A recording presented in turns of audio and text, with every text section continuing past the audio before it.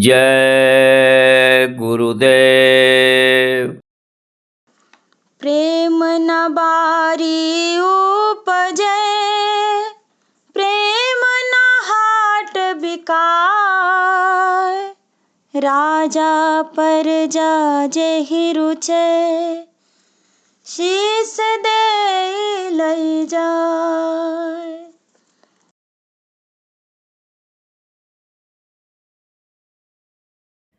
पूरन चांद उगोरी जली तब कलिमल होरी।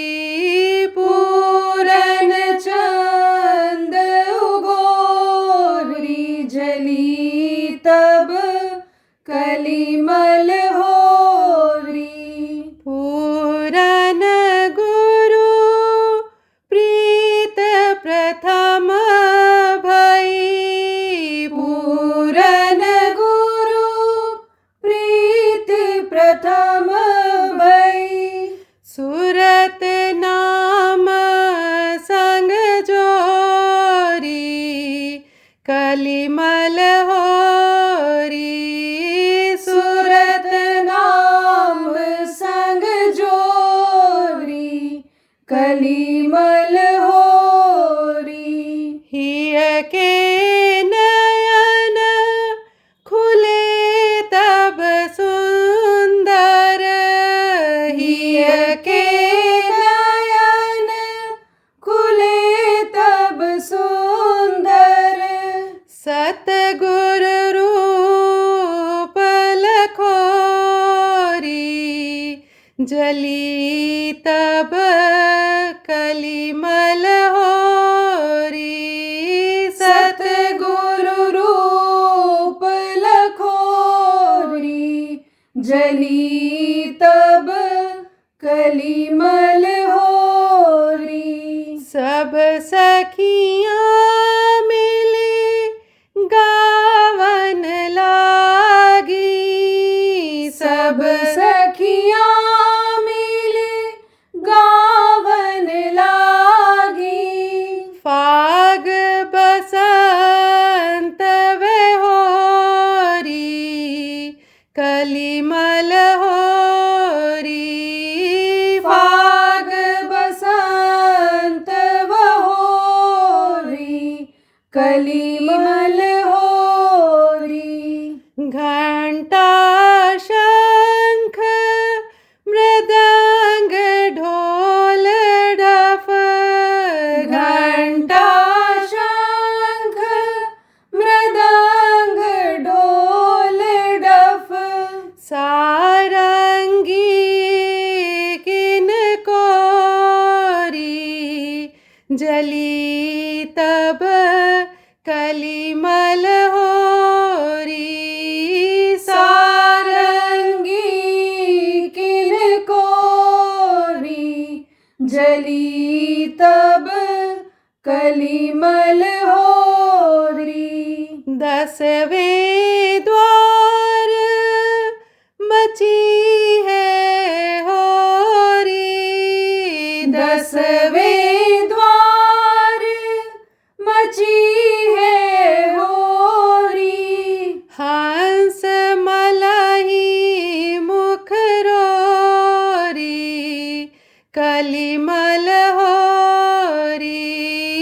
हंस मलही मुख रोरी कलिमल होरी।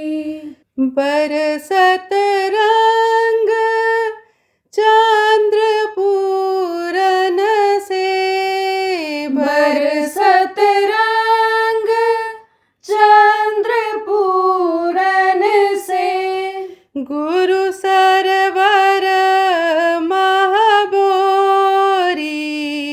जली तब कलिमल होरी। गुरु सरवर महाबोरी जली तब कलिमल होरी। काल कर्म का सब भय छूटा, काल कर्म का सब भय छूटा। ग्रंथि सभी गुरु छोरी, कलिमल होरी। ग्रंथि सभी गुरु छोरी, कलिमल होरी। सतगुरु निज सत रूप दिखायो, सतगुरु निज सत रूप दिखायो। ले संग मोहि चलो री, जली तब कलिमल होरी। ले संग मोहि चलो री, जली तब कलिमल होरी। पूरन चांद उगोरी, जली तब कलिमल होरी। पूरन चांद उगोरी, जली तब कलिमल होरी। जय गुरुदेव, जय गुरुदेव।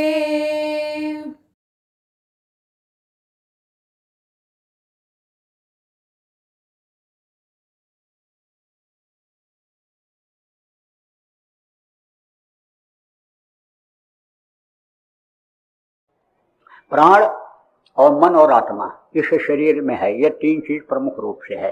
तो समझो कि इनका भी रहना जरूरी है, मन का भी रहना जरूरी है, लेकिन मन के हिसाब से शरीर को नहीं चलाना है, मन के कहे नहीं करना है। ज्ञान रखना है कि अच्छा क्या है और बुरा क्या है। मन तो बहुत दिनों से इंद्रियों के घाट पर बैठ करके रस लेने लग गया। देखने का मन, देखो जो चीज से भाग गया जिसको आदमी उसी को, चाहे आदमी हो, चाहे औरत हो, चाहे पेड़ हो, चाहे पौधा हो, चाहे पहाड़ हो, चाहे फूल हो, चाहे बगीचा हो, उसी को ऐसे मन कहता है देखते रहो। सुनने की आदत जो बन गई।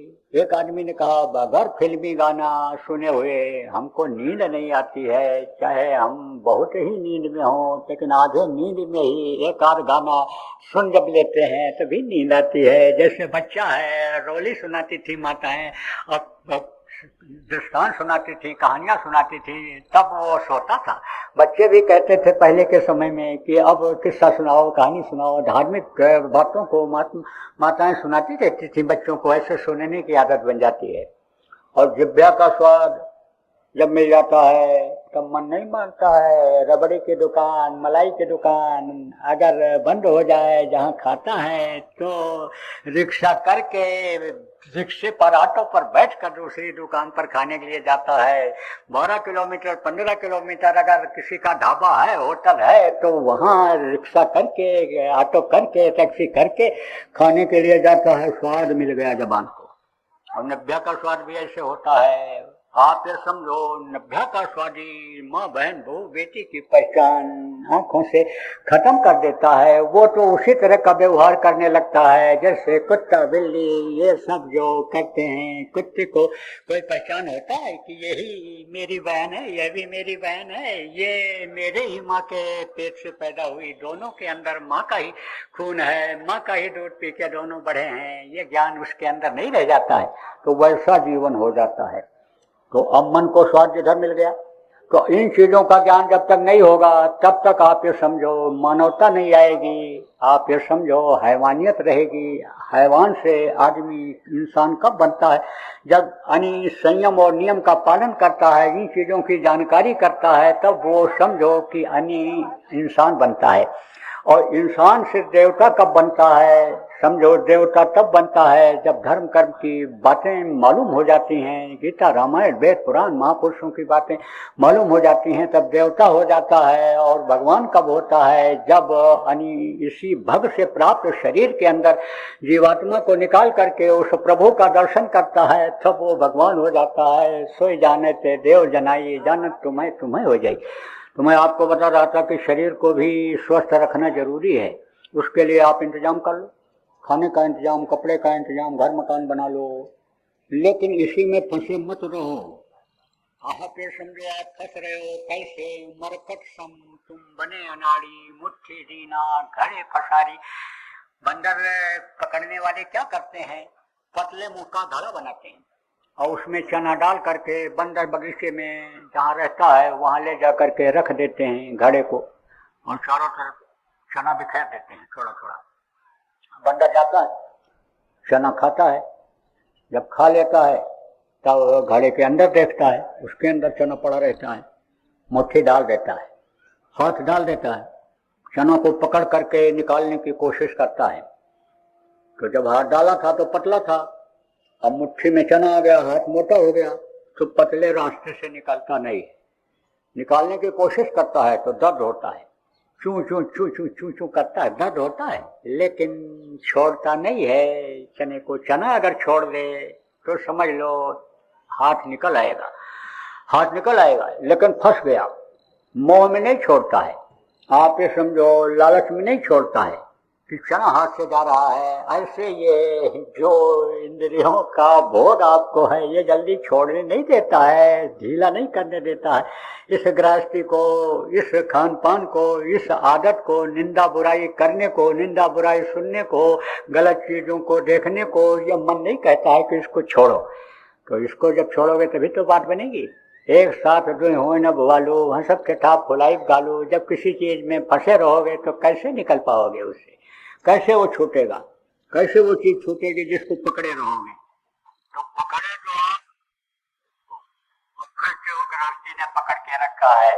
गृहस्थी नहीं पकड़ के रखी है, पकड़ के आप रखे हो। जैसे तोता पकड़ करके घेरे को लटक जाता है। तोता पकड़ने वाले क्या करते हैं? ले जाते हैं जहाँ फल लगा रहता है, चरखी बांध देते हैं। तोता जाता है फल खाने के लिए, चरखी पर पैर रखता है, वह चरखी घूम जाती है। हाँ, जैसे गिरने लगे, तोता गिरने लगा, चरखी घूमी, ऐसे पकड़ लेता है। तो कहता है चरखी ने पकड़ लिया है। चरखी थोड़ा पकड़े रहती है, तोता पकड़े रहता है उसको। और भ्रम में भूल में कहता है चरखी ने पकड़ लिया। ऐसे इस भ्रम और भूल के देश में, भ्रम में आप पढ़ करके और गृहस्थी को कहते हो गृहस्थी नहीं छोड़ रही है, बच्चों का बच्चे हमको नहीं छोड़ रहे हैं। मरने के लिए भी अगर हुक्म हो जाए तो कहोगे जरा बच्चों से प्यार कर लें, जरा हम ये यानी इनको बता दें यहाँ ये सामान रखा है। मौका देता है, 2 मिनट का भी मौका नहीं देता। कहता खाली करो, जल्दी करो। आवाज सुनते ही खून पानी हो जाता है, हड्डियां चटकने लगती हैं, आंख की रोशनी खत्म हो जाती है। मरते हुए आदमी को देखो, छटपट छटपट करने लगता है। बहुत से आदमी का टट्टी और पेशाब तक हो जाता है। मरते समय बड़ी तकलीफ होती है। मौका मिलता है? कोई मौका नहीं मिलता है। इसीलिए तो कहा जाता है जो सत्य है उसको याद रखो। मौत सत्य है, प्रभु सत्य है, प्रभु को भी थोड़ी देर याद करो। अब जैसा जो उसको मालूम रहता है वैसा रास्ता बताता है। नहीं, बहुत से लोग गुरु पहले भी किए थे और गुरु किए हुए हो, पहले के जो आए हो, नए लोग नामदान लिए हो, गुरु किए, नामदान लेने आए हो, वो गुरु किए हुए हो। तो अब जिसको जहां तक की जानकारी थी वो वहां तक की जानकारी दिया। अब ये कहो कि प्राइमरी स्कूल का मास्टर है, 5 दर्जा पढ़ाने वाला है, 12 दर्जा का बच्चा को पढ़ा दे, कैसे पढ़ा सकता है? नहीं पढ़ा सकता है। इसलिए ज्यादा जानकार की जरूरत होती है। देखो, गुरु जानकार करके करना चाहिए। आप ये समझो, बच्चों को पढ़ाने के लिए जो अच्छे पढ़े लिखे लोग समझदार होते हैं, अच्छे स्कूल में पता करके तब नाम लिखाते हैं। आप बहुत से लोग तो शादी ब्याह करने के लिए लड़कों को पढ़ाते हो। हमारा लड़का 12 में पढ़ रहा है, 13 में पढ़ रहा है, अच्छे घर की लड़की आ जाए हमारे घर में, 4 सेट ना हो पावे, दहेज के चक्कर में पढ़ाते हो। अरे मैं सही बात बताता हूँ, गलत बात नहीं बताता हूँ। इसमें ऐसे भी लोग हैं कि लड़का पढ़ लेगा दहेज मिलेगा, लड़का पढ़ लेगा अच्छे घर में शादी हो जाएगी इसलिए पढ़ाते हो। दर्जा बदलता जाता है, मालूम कुछ नहीं हो पाता है, दरख्वास्त नहीं लिख सकता है और डिग्री लेकर के चला आता है, इससे से क्या फायदा। लेकिन जो समझदार होते हैं अच्छे स्कूल में पढ़ाते हैं, कहा मास्टर अच्छा होना चाहिए, रसोईया अच्छा होना चाहिए, ड्राइवर डॉक्टर वकील अच्छा ही करना चाहिए। ये सब जो हैं ये भविष्य के यानी समझो बनाने वाले होते हैं, जान के ये रक्षक होते हैं। और ये भी कहा गया कि रूहानी तरक्की के लिए, आध्यात्मिक विकास के लिए वक्त के गुरु की जरूरत होती है। कहा ना कि वक्त गुरु को खोज तेरे भले की करूं, वक्त के गुरु होते हैं। देखो किसी मिशन को आगे बढ़ाना, तमाम महात्मा हुए, तमाम औतारिक शक्तियां हुई, जगह जगह उनके मंदिर बने हुए हैं, जगह जगह उनकी समाधियां बनी हुई हैं, उनके नाम से आश्रम बने हुए हैं और वहां पर भी गुरुवई का काम होता है। लेकिन आप ये समझो नाम तो वही इक्का दुक्का यानी जो उनको जानकारी हो पाई उसको बताते हैं, लेकिन वो ताकत जो उस स्थान के यानी मालिक की थी, जिनके नाम से समाधि बनी हुई, वो ताकत तो उनमें नहीं आ सकती, नहीं आ सकती। अब वहां पर अगर आप जाओगे, वहां पर अगर आप लोगे तो थोड़ी देर के लिए भाव के अनुसार आपको, भक्ति के अनुसार, सेवा के अनुसार फल तो मिलेगा, शरीर को फल मिल जाएगा, लेकिन आत्मा को उससे कोई फल मिलने वाला नहीं है। क्योंकि आत्मा का खुराक अलग है। शब्द को जब ये पाती है, आत्मा पकड़ती है, तब ये बलवान होती है, तब इसमें ताकत आती है। तो शब्द मार्ग तो लोगों ने दिया छोड़, शब्द मार्गी संत कई हुए हैं। जैसे आपके इधर बाराबंकी में जगजीवन दास थे, शब्द मार्गी थे। आप ये समझो कि इनायत साहब भी शब्द मार्गी थे। आप ये देखो कबीर साहब भी काशी में रहे, जानते हो आप। गोस्वामी जी महाराज यानी जिन्होंने रामचरितमानस लिखा, यानी समझो वो भी शब्द मार्गी थे। यानी रविदास जी भी शब्द मार्गी थे। आप ये समझो कि ये शिवदयाल जी महाराज और ये गरीबदास जी महाराज और ये देखो आपके यानी जो हमारे गुरु महाराज के गुरु से गुरु हुए और गुरु, ये सब शब्द मार्गी थे। ये 200 गुरु जो पंजाब में हुए हैं सिख धर्म के मानने वाले, ये सब यानी शब्द मार्गी थे। तो स्थान तो इन लोगों के सब बन गए, पलटू, दादू, मीरा, नानक, इनके सब स्थान तो बन गए, लेकिन शब्द वहाँ यानी समझो कि नहीं मिल पा रहा है लोगों को। शब्द रूपी नाम जो उन्होंने बताया, इक्का दुक्का नाम तो बताते हैं, लेकिन सूरत ये जो जीवात्मा है शब्द से नहीं जुड़ पाती है। इसलिए शब्द मार्गी यानी गुरु की जरूरत होती है, जो शब्द से यानी सूरज को जोड़ दे। यानी सतवां गुरु सत शब्द लखावा, जहाँ का जीव तहाँ पहुँचावा, जिससे ये जीवात्मा अपने घर जहाँ सतलोक से आई है वहाँ पहुँच जाए। ऐसे गुरु की जरूरत होती है। वक्त के गुरु की जरूरत होती है, वक्त के वैद्य की जरूरत होती है, वक्त के डॉक्टर की जरूरत होती है। आप ये समझो वक्त के मास्टर की जरूरत होती है। अब किसी को मास्टर साहब ने पढ़ा करके कलेक्टर बना दिया, डीएम एसपी जिसको कहते हो बना दिया। अब उनका लड़का ये कहे कि हम उन्हीं मास्टर साहब से पढ़ करके हम भी कलेक्टर कमिश्नर बनेंगे, कैसे बन सकता है? वो तो मर गए, चले गए, शरीर छोड़ गए। वो तो मृतलोक है, नियम है कि जो पेड़ फलता है, झड़ता है, जो आग जलती है, बुझती है, जो पैदा होता है, मरता है, उसको तो जाने जाना है। तो वो चला गया। अब उससे पढ़ करके कैसे डीएम एसपी बन सकता है? सोचो आप, कमिश्नर कैसे बन सकता है?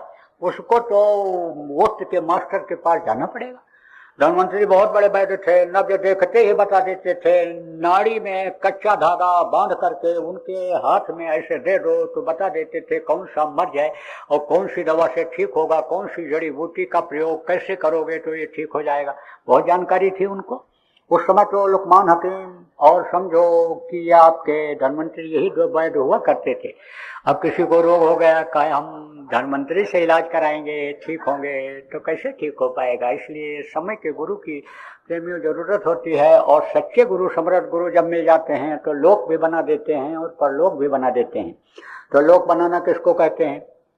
कहते हो अच्छा खाते हैं, अच्छा पहनते हैं, अच्छे घर में रहते हैं, अच्छी गाड़ी घोड़ा में चलते हैं, ऊंची कुर्सी पर बैठते हैं, इनको लोग प्रणाम सलाम करते हैं, इनका पैर छूते हैं, इनकी लोग इज्जत करते हैं, इनका पैर पोछते हैं, ये सम्मानित हैं, इनका लोक बना हुआ है। ऐसे लोग कौन होते हैं? ऐसे लोग राजा महाराजा, बड़े बड़े यानी समझो पंडित मुल्ला पुजारी ये हुआ करते हैं। या ऐसे भी अब होते हैं, पैसा धन इकट्ठा कर लिया, ऊंचे ओहदे पर चले गए, चाहे राजनीति में चले गए, चाहे आप ये समझो अधिकारी कर्मचारी हो गए, तो उनके आगे भी लोग हाथ जोड़ते हैं, उनसे भी कुछ मांगते हैं, उनका भी सम्मान इज्जत करते हैं। अच्छी गाड़ी घोड़ा में जो चलता है, जब 1 करोड़ रुपए 50 लाख रुपए की गाड़ी से कोई उतरता है तो लोग ऐसे भी सलाम कर लेते हैं उसको, ले जा करके ऊंची जगह पर बैठाते हैं। कोई गरीब आ जाए तो जमीन पर बैठाएंगे, उसके लिए चारपाई घर में से निकाल के कुर्सी निकाल करके लाते हैं और बरामदे में रखते हैं, साहब बैठो। फिर पूछते हैं, साहब आप कौन हो, कहाँ से आए हो, क्या हुक्म है हमारे लिए? तो लोक बनाना इसको कहते हैं। अब आप ये समझ लो, और लोक बनाना किसको कहते हैं? जहाँ पर आप रहते हो ये मृत्यु लोक है, इसके ऊपर में भी बहुत से लोक हैं, ये सब सूर्य लोक, चंद्र लोक, ये सब लोक हैं। ये जो 33 करोड़ दुर्गा, 10 करोड़ शंभु हैं, ये देवता हैं, इनके सब लोक हैं। खचाखच सब जीवात्माएं भरी हुई हैं, बहुत बड़े बड़े लोक हैं इनके। जितने बढ़ते जाओगे उतने ही लोक बड़े बड़े आपको मिलते जाएंगे। उसके बाद में जो 3 प्रमुख देवता हैं, आप ये समझो विदेशों में भी इन लोगों के मंदिर मिलते हैं। लक्ष्मी नारायण कहते हैं किसको? विष्णु और लक्ष्मी को। शिव मंदिर कहते हैं, आप ये समझो जहाँ बना करके रखे हैं, जहाँ जिसके भक्त जैसे यानी इंडिया से पहुंच गए हैं वहीं पर उन्होंने जिस देश में मंदिर बनाने की इजाजत है वहां पर उन्होंने बना लिया है, नहीं तो कमरे में ही फोटो रख करके मंदिर उसको कहने लग गए हैं। तो आप ये समझो कि प्रेमियों की ये है देवता है, और इनके समझो कि मंदिर लोगों ने बना करके रखा है। तो ये बड़े बड़े लोक हैं इनके देवताओं के। सबसे समझो कि 3 देवता जो प्रमुख हैं, समझो शिव, ब्रह्मा और विष्णु, इनको सब जगह लोग जानते हैं। जो हिंदू धर्म के मानने वाले हैं या हिंदुस्तान के रहने वाले लोग विदेशों में भी हैं, वो सब जानते हैं। तो इन लोकों के बाद फिर शिव का लोक है, फिर ब्रह्मा का लोक है, फिर विष्णु का लोक है, फिर इनकी माँ आद्या महाशक्ति का लोक है, फिर इनके पिता काल भगवान, इनको ईश्वर कहा, मुसलमानों ने खुदा कहा और ईसा मसीह ने गॉड कहा, उनका लोक है। फिर ब्रह्म लोक है, फिर पार ब्रह्म लोक है, फिर सतलोक है, अलख लोक है, अगम लोक है और अनामी लोक है। तो अनामी लोक की ही ये जीवात्मा आई है और यहाँ मृत्यु लोक में फंस गई। सबसे ऊपर से आई और सबसे समझो ये यहाँ नीचे आकर के ये यहाँ फंस गई। अब आप ये समझो जो इसका भेद जानता है वही सद्गुरु होता है, वही संत होता है। संत का मतलब क्या होता है? जिसकी व्याख्या क्या है संत की? संत मतलब यह है कि जो आदि और अंत दोनों को जानता हो। आदि कहाँ से है? वहां से है, और अंत कहाँ से है? यहाँ से है। यहाँ से अगर आपको रास्ता मालूम हो गया, हम निकल गए, तो फिर अंत हो जाएगा, इधर आना नहीं पड़ेगा। मृत्यु लोक में दुख के संसार में दुख झेलने के लिए आना नहीं पड़ेगा। और आए कहाँ से हो? अनामी धाम से आए हो। वहां पर पहले सब लोग रहते थे, भरी हुई थी जीवात्माएं, तो उसमें हिलोर हुई। जब मौज हुई अनामी प्रभु की रचना करने की, तो मौज हुई, तो ये छलक करके कुछ जीवात्माएं आ गईं। अगम लोक में बहुत दिन तक ठहरी रहीं, फिर अलख लोक में ठहरी रहीं, अलख लोक से फिर सतलोक में आ गईं। फिर सतपुरुष की मौज हुई इधर रचना करने की, तो उनको फिर उतारा, समझो 16 सुतों को अलग किया, वो दीप बनाकर रहते हैं। उन्हीं में से 16 सुतों में से एक आप समझो योग दीप, जो कबीर साहब के रूप में सबसे पहले प्रथम संत के रूप में आए थे। जब जीवों का जाना मृत्यु लोक से ऊपर बंद हो गया था, नरकों की तरफ जब दौड़ लग गई थी जाने की, नरक ही जब जाने लगे थे, नरक में जब मार पड़ी थी, चिल्लाए थे और आवाज उस मालिक ने सुना था, तब ऐसी दशा देख जीवों की। देखा मेरे ही अंश, मेरी ही जीवात्माएं, देखो ये तड़प रही हैं, चिल्ला रही हैं, दुख झेल रही, तो अब भेजना चाहिए किसी को। ऐसी दशा देख जीवों की, सठ पुरुष ने की दया महान, संत रूप हुए जग में आए, सत लोक का पता बतान, सुरत शब्द का सच्चा मार्ग, संत मता का किया बखान। सुरत शब्द का सच्चा मार्ग, संत मता का किया बखान। तो आप समझो फिर यह जीवात्माएं ऊपर जाने लग गई। आप शब्द सीढ़ी रच डाला, शब्दों की ही सीढ़ी बना दिया है, शब्द से ही उतरी है, सब स्थान है ये। शब्द सीढ़ी रच डाला, चढ़ पहुंचो आलम ठिकाने। जहाँ आपका ठिकाना है, जहाँ से फिर नीचे नहीं आना है। तो जोगजीत उन्हीं में से आए थे। जोगजीत कबीर साहब थे, सतलोक की जानकारी उनको तो थी लेकिन पहुंच नहीं पाए थे। रामानंद जी को उन्होंने गुरु इसलिए बनाया था कि गुरु की मर्यादा न खत्म हो जाए, गुरु का नाम न खत्म हो जाए, निमित्त मात्र गुरु उनको बनाया। 3 नाम उन्होंने इनको दिया था, लेकिन अपने बल और पौरुष के बल पर ये सतलोक तक की यात्रा किए थे। और सतलोक तक की यात्रा आप ये समझो उन्होंने जब कर लिया और फिर नीचे इधर जब उनको आना जाना होता था तो बीच की जीवात्माओं को भी सत्संग सुनाते थे। संत जब आते हैं तो बीच की जीवात्माओं को भी सत्संग सुनाते हैं, तब उनके अंदर ज्ञान होता है कि हमारा देश तो वहाँ है, सतलोक है, हम आकर के यहाँ फंस गए हैं, हमको तो उधर चलना चाहिए। तब इच्छा व्यक्त करते हैं, महाराज लेते चलो। जानते हैं सत्पुरुष कभी नहीं आते, अपनी शक्ति को भेजते हैं। जो मनुष्य शरीर में ही आते हैं, संतों के रूप में आते हैं। यह शरीर जब छोड़ते हैं तो लिंग शरीर में जब जाते हैं तो लिंग रूप उनका हो जाता है, उधर जाते हैं तो आप ये समझो रुकते नहीं है। उसमें हर शरीर में कष्ट है इसलिए रुकते नहीं है, लेकिन जाना उधर से ही होता है। तो लिंग शरीर में जब चले जाते हैं तो लिंग रूप धारण करके उपदेश करते हैं। सूक्ष्म शरीर में जाते हैं तो सूक्ष्म शरीर धारण करके उपदेश करते हैं, तभी तो पहचान होती है। भगवान सीधे आके खड़े हो जाएं तो आपको क्या पता कि ये भगवान है। भगवान की बातों को कोई बताने लग जाए, भगवान के मिलने का रास्ता बताने लग जाए, उस रास्ते पर चलाने लग जाए, भगवान का दर्शन कराने लग जाए तो आपको विश्वास हो जाएगा। ऐसे ही ऊपर के जीवों को तब विश्वास होता है कि जब वो उन्हीं का रूप धारण करके उनको समझाते हैं। तो जब समझाते हैं सूक्ष्म शरीर, कर्ण शरीर, हर लोगों के शरीर वालों को, ऊपर के ब्रह्म पार लोक के जीवों को जब उन्होंने समझाया तब उन्होंने इच्छा व्यक्त किया। तब कबीर साहब ने कहा था कि जब तुम जाए धरो न देहा, कहा हमको महाराज लेते चलो। लेने जाने की, ले जाने की तो ताकत पूरी होती है, लेकिन ले नहीं जाते हैं, उतार देते हैं नीचे, दया कर देते हैं, पहचान वहीं से डाल देते हैं। यानी विहंगम दृष्टि जिसको कहते हैं पड़ जाती है जिस जीव पर, वो जल्दी से उस समय के मौजूदा संत के पास चला आता है। एक ही आवाज में चलाता है, जहां आवाज लगाया तहां दौड़ पड़ते हैं। गुरु महाराज मंच पर देखो प्रेमियों, जो पुराने लोग हो याद करो, जैसे आते थे चलो बच्चों चलो चलो चलो, आवाज उनकी आत्मा तक पहुंच जाती थी। तो जो जैसे तैसे उठ जावें, बाल वृद्ध को साथ न लावें। जब आवाज महापुरुषों की लगी तो औरतें रुक नहीं पाती थी, बच्चों को भूल जाती थी। देखो जब आवाज अंदर में कृष्ण अपने प्रेमियों को लगाते थे तो ये गोपियां दौड़ पड़ती थी अंदर से। जब वो बंसी की आवाज सुनते थे, एक इशारा वो करते थे, बंसी की आवाज सबको सुनाते थे, कैसे वो समझ पड़ती, विकल हो जाती थी। भावे अन्न न पानी, मीरा ने कहा, ऐसे ही विकलता आती थी और कृष्ण के दर्शन के लिए लालायित हो उठती थी। आपके करिया और आपके वो जो अनी देवियां हुई हैं, गोस्वामी जी महाराज की अनी जो भक्त हुई हैं, नींद नहीं आती, रात को चल दिया, पति विश्वास अनी नहीं करते थे इसलिए निकलने घर से नहीं देते थे, बंद करके रखते थे, लेकिन दौड़ पड़ती थी। ऐसी अनी समझो की इच्छा जग जाती है।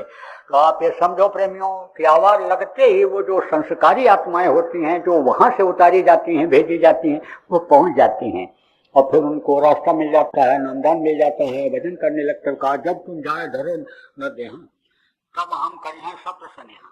यानी तब शब्द यानी समझो कि स्नेही तुमको बनाएंगे, शब्द की पहचान कराएंगे तुमको, शब्द को पकड़ने का तुमको इच्छा वहां हम जगाएंगे मृत्यु लोक में, क्योंकि यहाँ तुम्हारे अंदर वो रास्ता नहीं है। अन्य लोकों में, देव लोकों में, सूर्य चंद्र लोकों में, ब्रह्म लोकों में वो रास्ता नहीं है कि जिससे ये सीधे वहां पहुंच सकें। ऐसा रास्ता उनमें नहीं है, तो उनको पूरे छेड़े मृत्यु लोक में लाना पड़ता है। तो मृत्यु लोक में वो तमाम जीवात्माएं आई, कबीर साहब और ये पलटू नानक दादू, ये सब जो संत आए और जीवों को अपनाए। आप ये समझो बहुत आत्माएं अब भी नहीं पहुंच पाई, क्योंकि साधना भी किया तो कहाँ तक के किया, स्वर्ग किया, वैकुंठ के किया, वहीं पड़े रह गई। अब उनको याद भी नहीं आता है कि हमको आगे भी जाना है। वो तो ऐसे ऐश और आराम में, सुख में इतनी मस्त हैं कि उनको याद भी नहीं आता है। जब संत उनके ऊपर दया करते हैं कि ये उनके जीव हैं, इन पर मोहर लगा हुआ है, चपरास इनका उनका लटका हुआ है। जैसे कलेक्टर का, डीएम का चपरासी कोई चपरास लटका करके दफ्तर में जाए तो उसको कोई नहीं रोकता है। आप जाओगे आपको रोक देगा। वकील साहब लोग टाई लगाए रहते हैं, कोट पहने रहते हैं, साहब के यानी सामने जाने में कोई नहीं रोकता है। आप जाओ जज के सामने जाने नहीं देंगे। ऐसे जब मोहर लगी रहती है तब वो समझो कि उनको कहते हैं कि तुम याद करो अपने घर को। तब वो कहते हैं महाराज तब दया करो, फिर नीचे उतार देते हैं, यहाँ उतार देते हैं।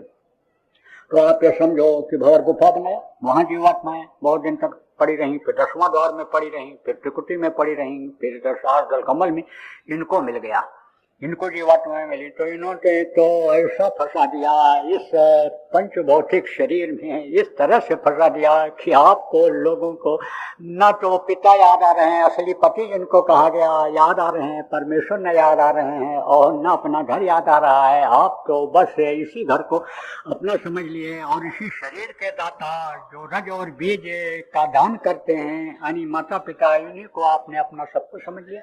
तो याद करो उस प्रभु को जिसके आप अंश हो, और वहां जब तक आप नहीं पहुंचोगे आप दुख तकलीफ से छुटकारा नहीं पा सकते हो, क्योंकि ये बन गया दुखों का संसार। नानक दुखिया सब संसार, कोई सुखी नहीं।